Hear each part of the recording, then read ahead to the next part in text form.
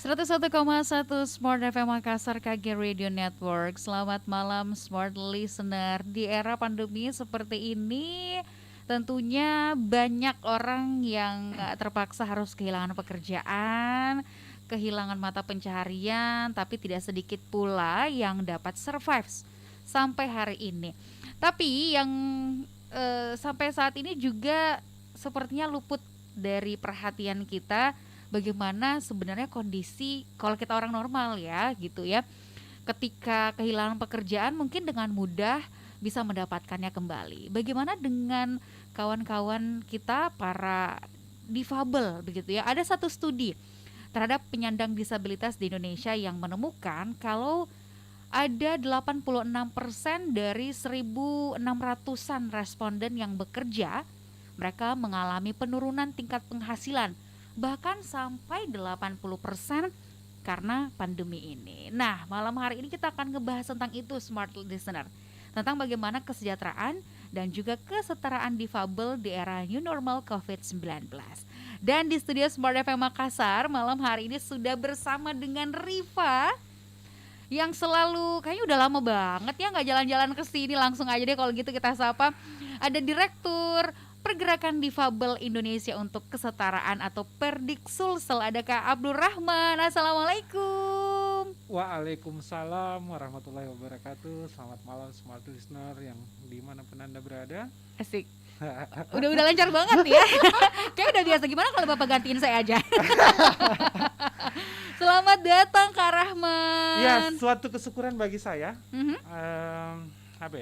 Ada di tempat ini karena sekaligus mengingat Memori di masa lalu. Asik. memori masa lalu 7-8 tahun yang lalu terakhir menginjakkan kaki ke Smart FM. Oke. Lama banget ya? Ya, dari tahun 2000 berapa ya sekarang? Smart FM 2006. 2006 sering main ke Smart, pas pindah ke gedung ini. Dan akhirnya hari ini kita ketemu. Alhamdulillah. Dan menyuarakan gimana sekarang kondisi teman-teman penyandang disabilitas khususnya yang terpantau oleh kacamata Perdik begitu ya. Nah, kita akan ngebahas dulu karena topiknya adalah kesetaraan difabel. Saya pengen tahu dulu nih, mungkin juga Smart FM belum tahu dan belum mengenal apa sih sebenarnya Perdik itu. Boleh diperkenalkan dulu, silakan. Ya, Perdik itu adalah satu lembaga riset memproduksi pengetahuan dan advokasi yang selama ini kita lakukan di Perdik itu sendiri. Perdik kita selama ini bermain di isu riset dan pendampingan hukum bagi kawan-kawan difabel atau disabilitas yang ada di bukan cuma di Sulawesi Selatan tetapi di luar konteks Sulawesi Selatan itu sendiri. Yap. Dan semenjak Perdik tahun 2016 lahir di Yogyakarta,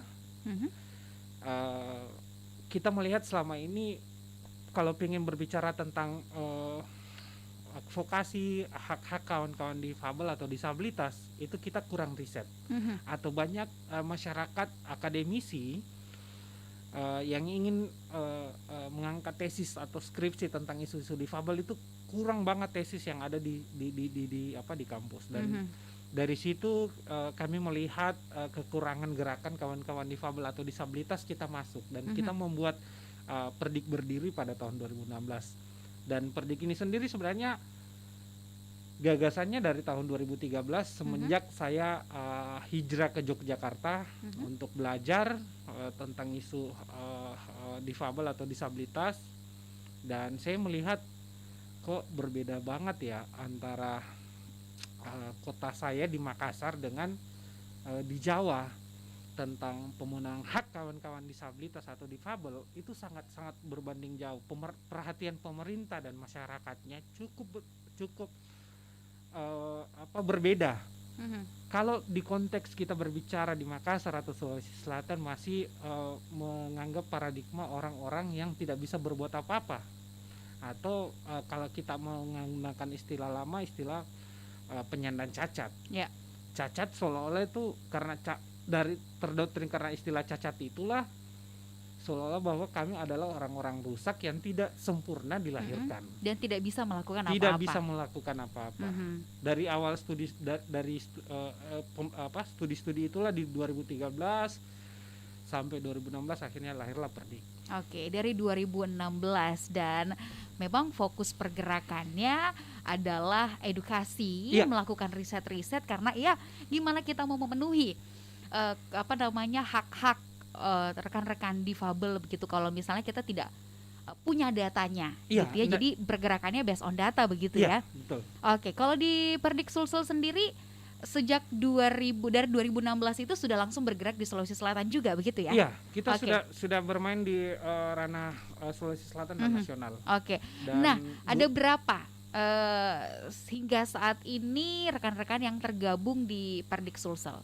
Kalau kita di Perdik, karena kita menjunjung tinggi bukan cuma kawan-kawan difabel, tetapi teman-teman pemerhati difabel juga ada di dalam. Yap. Ada dari kalangan akademisi. Dan kalau kami di struktur kepengurusan kita ada 30-an. Tetapi kita mensupport Perdik kerja-kerjaan adalah mensupport lembaga-lembaga lain, lembaga-lembaga disabilitas yang ada di Sulawesi Selatan atau secara nasional untuk kita bersama-sama untuk bersama-sama untuk memenuhi kewajiban teman-teman dan akan mencapai mengejar impian Indonesia Inklusi 2030 nanti. Jadi memang terbuka begitu ya, Iya. untuk bukan hanya rekan-rekan difabel tapi juga para pemerhati difabel, Iya. begitu. Nah, tapi sejauh ini saya pengen tahu dulu gimana aktivitas rekan-rekan di Perdik, especially selama pandemi COVID-19 dari 2020 kemarin sampai sekarang, apa aja nih aktivitasnya?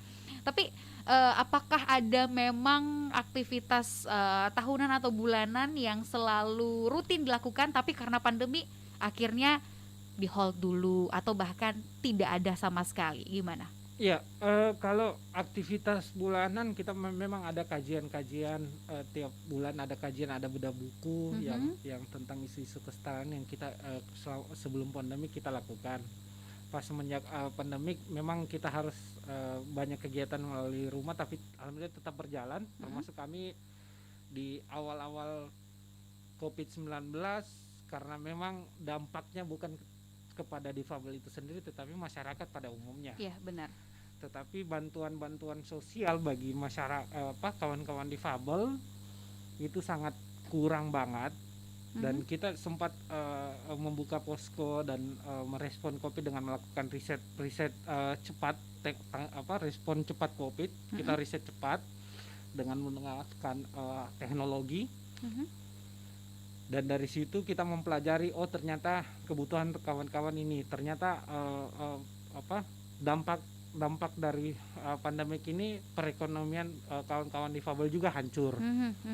Ada juga yang kena PHK dari tempat mereka bekerja, dan ada beberapa teman-teman yang buka panti-panti pijat yang tidak sama sekali mendapatkan pelanggan. Gitu ya. Dan dari situlah kita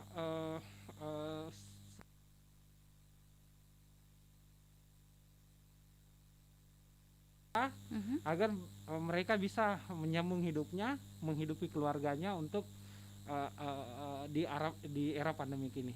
Oke, baik. Nah, melakukan survei, bagaimana hasil surveinya? Tadi juga saya di awal sudah sempat menyampaikan ada salah satu hasil survei juga. Kita lihat nanti, kita bahas selanjutnya di sesi yang berikut. Smart Listener, jangan kemana-mana, Anda bisa ikuti obrolan kami malam hari ini juga di Smart Community melalui WhatsApp di 0811461011 dan juga Anda bisa langsung berkomentar di kolom komentar YouTube channel Smart FM Makassar. Anda bisa lihat kami berdua di studio sekarang juga tetap menggunakan masker, mematuhi protokol kesehatan. Kita kembali lagi masih di Smart Community membahas tentang kesetaraan dan juga kesejahteraan rekan-rekan difabel di era COVID-19.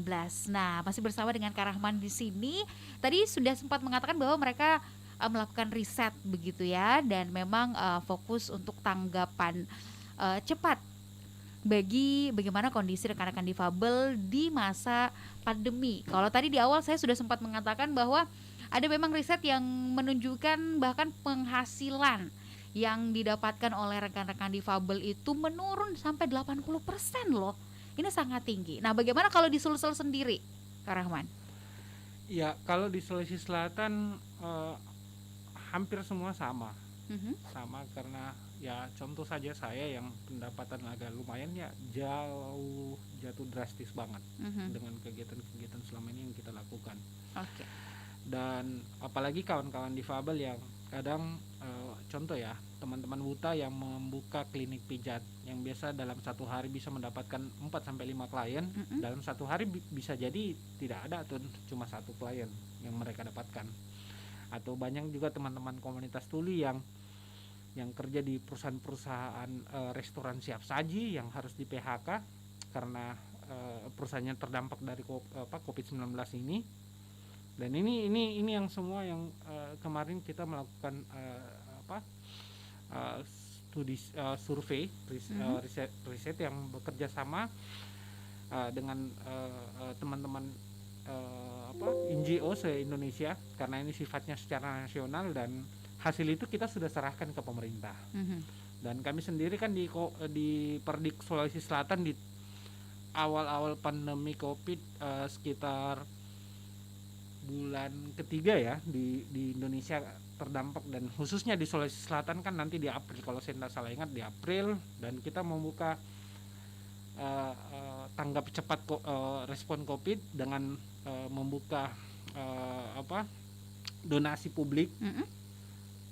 untuk donasi publik yang setiap hari kita umumkan di websitenya kami tentang pertanggungjawaban kami ke publik tentang bantuan-bantuan apa ya saja yang kita dapatkan dari masyarakat, terus Mhm. kita salurkan ke mana saja. Dan kurang lebih kita bekerja merespon Covid awal itu kurang lebih ada 3 atau 4 bulan. Yap. Kita menjangkau ada 3 kabupaten, Makassar, Maros, dan Kabupaten Goa, Mhm.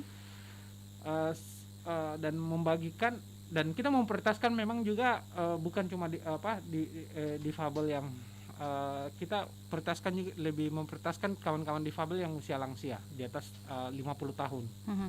yang betul-betul terdampak dari COVID-19 ini. Dan dari hasil dari kegiatan itu, kegiatan kita menyindir pemerintah Mhm. untuk bagaimana merespon tentang COVID ini sendiri bagi kawan-kawan difabel. Akhirnya semenjak kegiatan itu kita lakukan, akhirnya pemerintah beberapa dinas SKPD khususnya dinas sosial Mhm.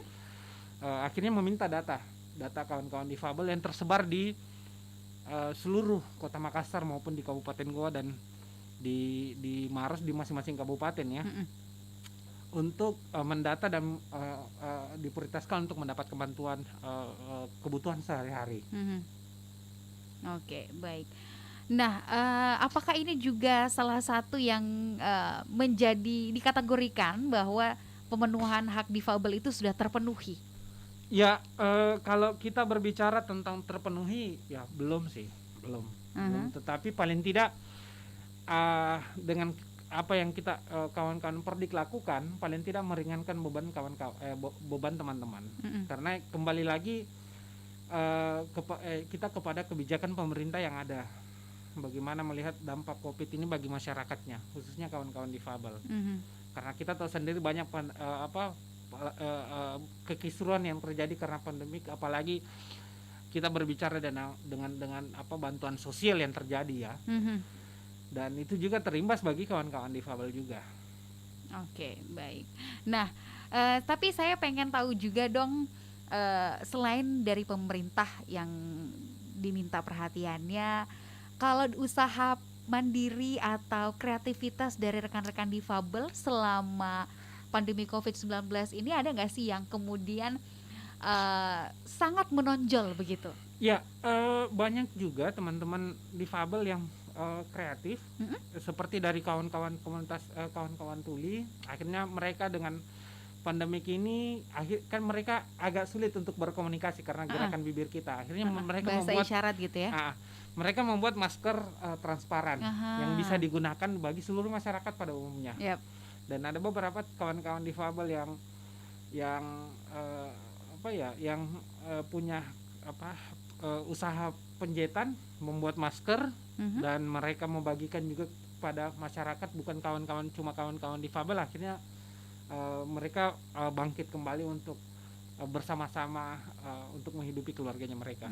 Wow. Jadi buat maskernya masker transparan ya. Iya, Jadi memudahkan untuk komunikasi. iya, Benar. Saya pernah baca beritanya juga bahwa ini unik loh ya.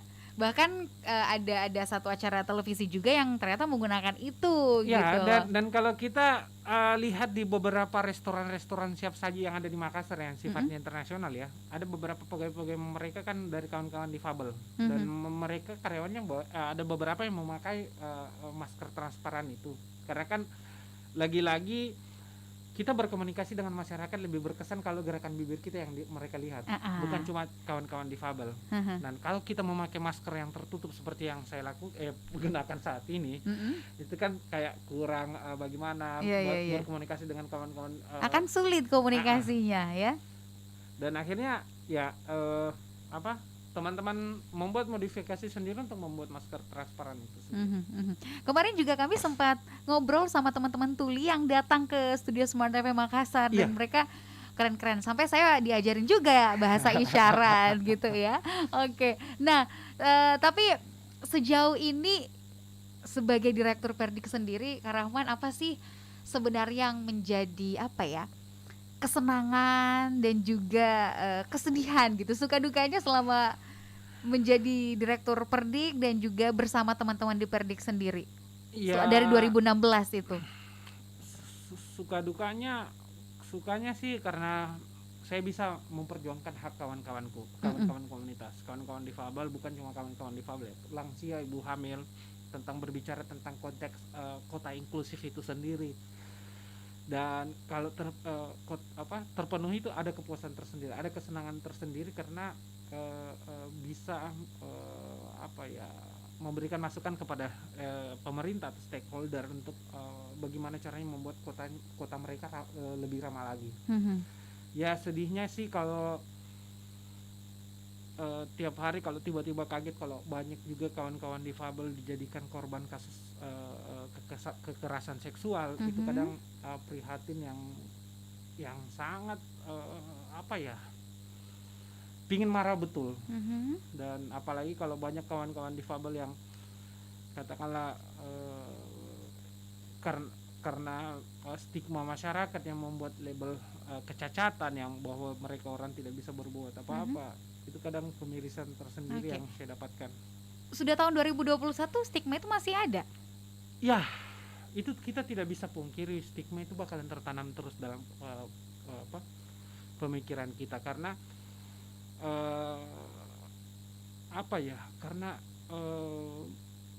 sudah turun temurun dan konsep kecacatan itu, ya maaf istilah konsep kecacatan yang selama ini, karena ya bayangkan saja dari zaman Orde Baru dan Orde Baru istilah cacat itu sangat digunakan di masyarakat, dan nanti di tahun 2016 setelah undang-undang disabilitas lahir, dan 2011 hak-hak kawan-kawan disabilitas diratifikasi di Dewan Hak Asasi.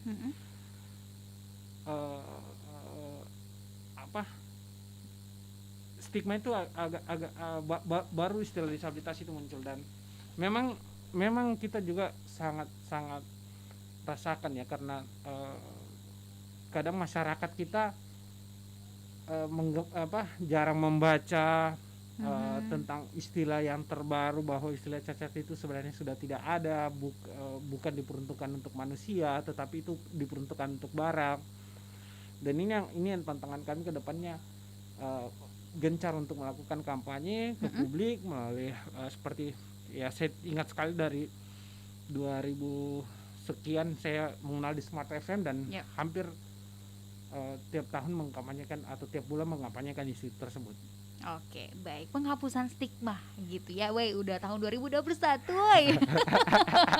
Kok masih aja ada gitu ya. Karena kita semua sama, pada hakikatnya kita semua sama gitu ya. Kita punya kesempatan yang sama untuk bisa meraih apapun yang kita inginkan. Perbincangan ini masih akan kita lanjutkan Smart Listener di sesi yang selanjutnya. Tetap bersama kami di Smart Community. Kembali lagi masih di Smart Community. Nah, di tengah pandemi seperti ini ternyata teman-teman difabel juga sangat produktif.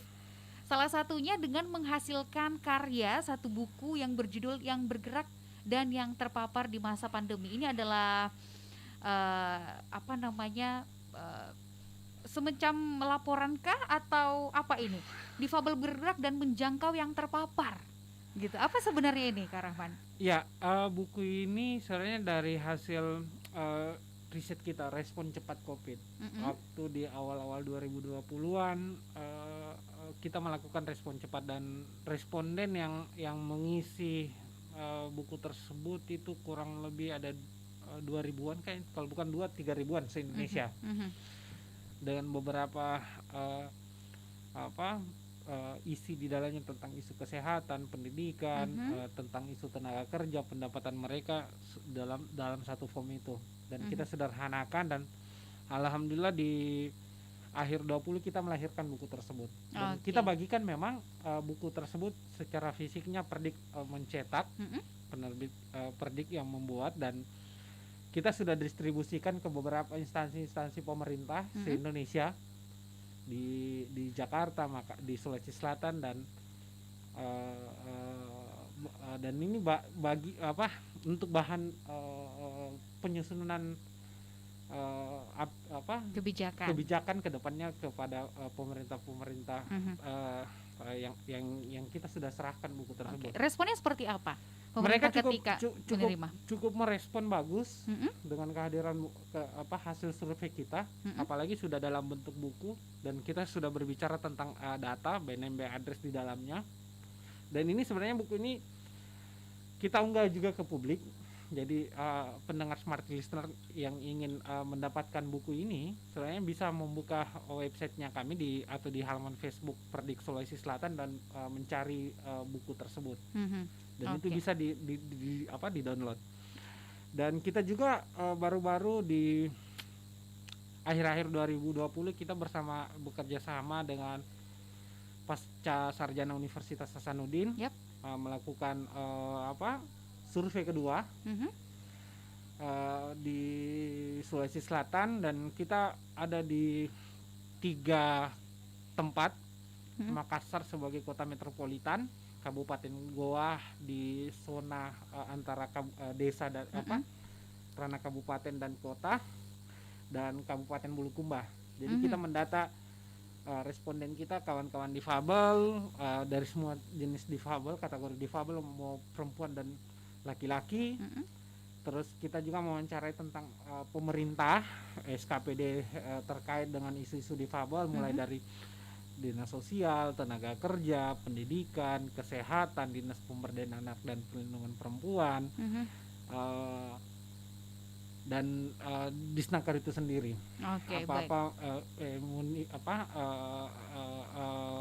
Program-program mereka ke depannya tentang isu-isu difabel ini di era pandemik ini. Namun kami belum bisa mempublikasikan karena hak sepenuhnya berada di teman-teman di Pasca Sarjana Universitas Hasanuddin.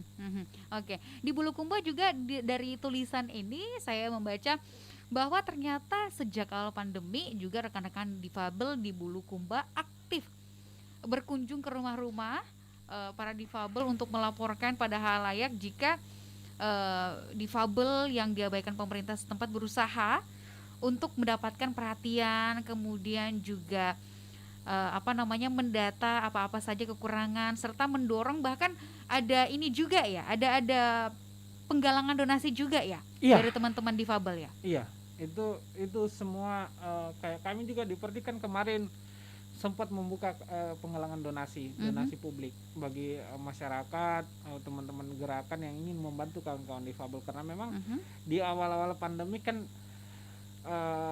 orang cuma fokus dengan dirinya sendiri, tetapi untuk kawan-kawan difabel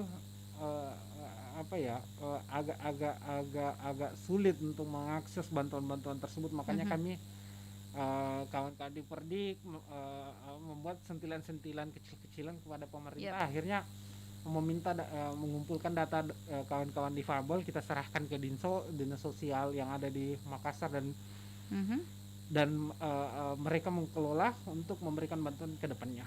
Oke, bahkan ini sudah menyalurkan donasi-donasi tersebut berupa paket sembako ya Iya, pada ratusan keluarga tunanetra yang ada di Kota Makassar dan juga di Kabupaten Goa sebagai wilayah zona merah iya, COVID-19. kita bukan cuma terfokus di teman-teman netra, tapi kita semua komunitas, di teman-teman netra, teman-teman tuli, teman-teman ekskusta, dan teman-teman Daksa itu sendiri, yang semua memang zona merah yang kita masuki, yaitu Makassar dengan Kabupaten Goa. Oke, tapi bagaimana dengan rekan-rekan difabel yang terpapar COVID-19? Ya, memang cukup banyakkah juga? Dari data kita sendiri memang sempat ada kawan-kawan difabel di Makassar, itu 1 orang yang terpapar COVID-19. Tetapi alhamdulillah awal-awalnya memang agak sulit untuk dikoordinasikan. Yap.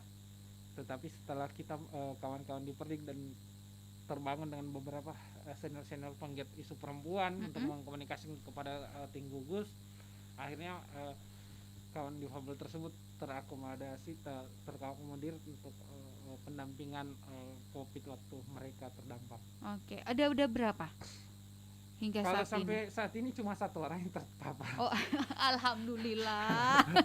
Saya pikirnya banyak. Syukur ya, tidak banyak dan itu sudah sembuh.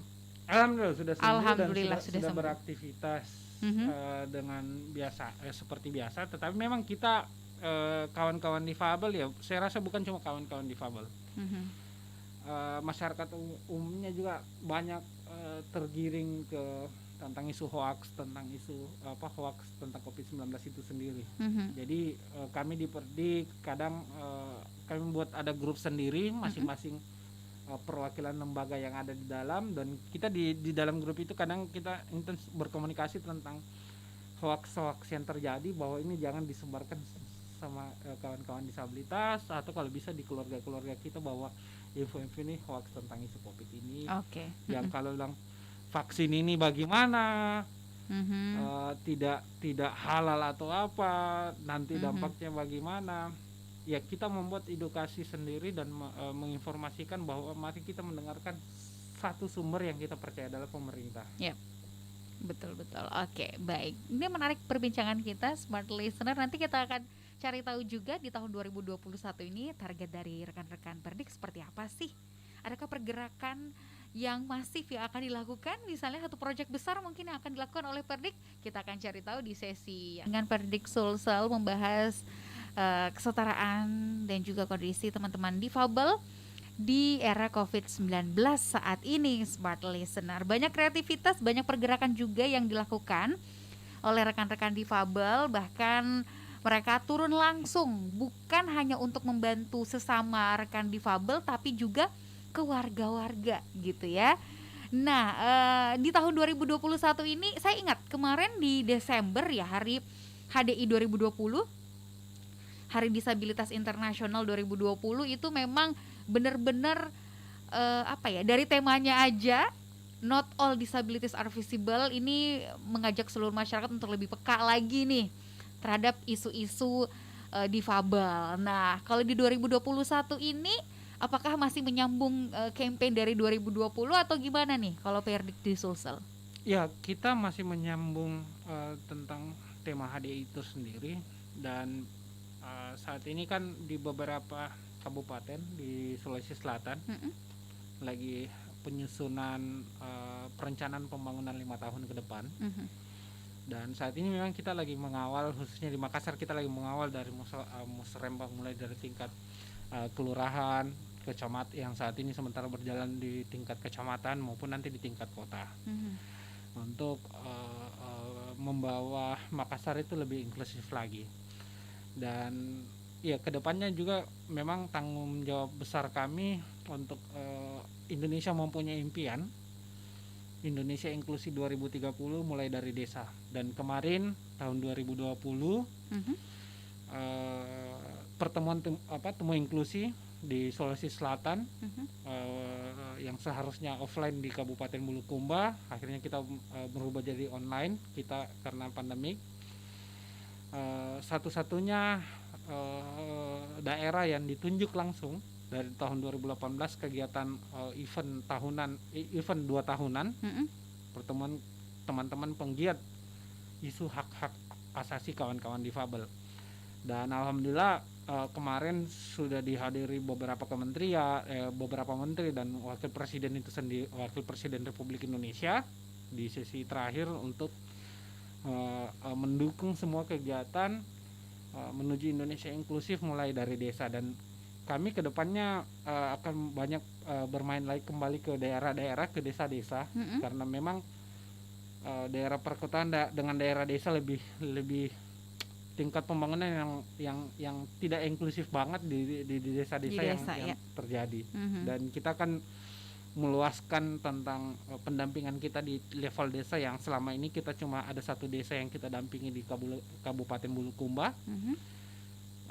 Dan saat ini sudah satu kecamatan yang kita dampingi, kurang lebih ada 14 desa, dan kami akan kembangkan ke kabupaten-kabupaten lain. Oke, amin, semoga dilancarkan. Nah, amin. Kemudian apa saja aktivitas ataupun mungkin rencana di 2021 ini yang ingin dilakukan? Adakah satu agenda besar dari Perdik dan juga rekan-rekan difabel lainnya yang memang meski di tengah pandemi kita akan melakukan itu?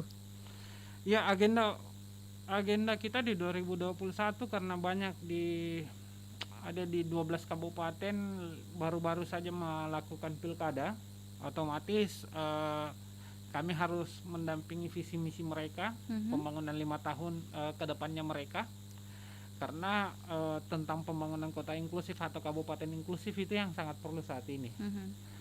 Apalagi Sulawesi Selatan jauh dari provinsi yang provinsi yang inklusif, seperti wacana pemerintah saat ini yang menjunjung tinggi tentang kesetaraan, mengangkat derajat kawan-kawan difabel, dan bagaimana caranya mereka dilibatkan dalam proses musrembang untuk membangun daerahnya mereka sendiri. Dan itu tanggung jawab kawan-kawan di Perdik, dan kita ada kegiatan-kegiatan riset kecil-kecilan dan tetap memproduksi pengetahuan melalui blog ekspedisi-difabel.wordpress.com-nya kami, untuk memberikan informasi kepada masyarakat tentang isu disabilitas atau difabel itu sendiri, ya, bahwa yang selama ini yang tertanam dalam pikiran kita bahwa mereka orang-orang yang tidak bisa berbuat apa-apa, tetapi kalau mereka diberikan kesempatan, yakin pasti mereka bisa. Oke, baik. Kesempatannya yang ada, yang harus diadakan, begitu ya. Nah, dengan mendampingi atau melihat bagaimana rencana pembangunan 5 tahun ke depan oleh pemerintah, khususnya di Kota Makassar juga baru terpilih. Wali kotanya cuma belum dilantik aja ya.